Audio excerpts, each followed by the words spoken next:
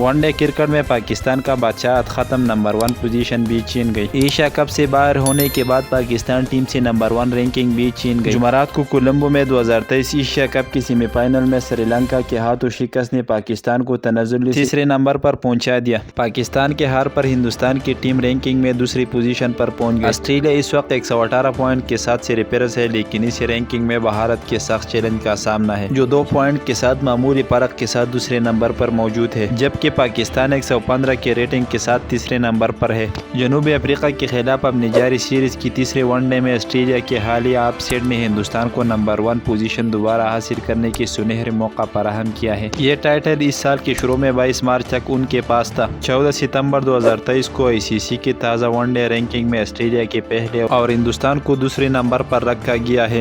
آج کے لیے اتنا ہی۔ مزید کرکٹ کے تازہ ترین اپڈیٹس کے لیے ہمارے YouTube چینل کو سبسکرائب کریں، پیج کو بھی فالو کریں۔ اللہ حافظ۔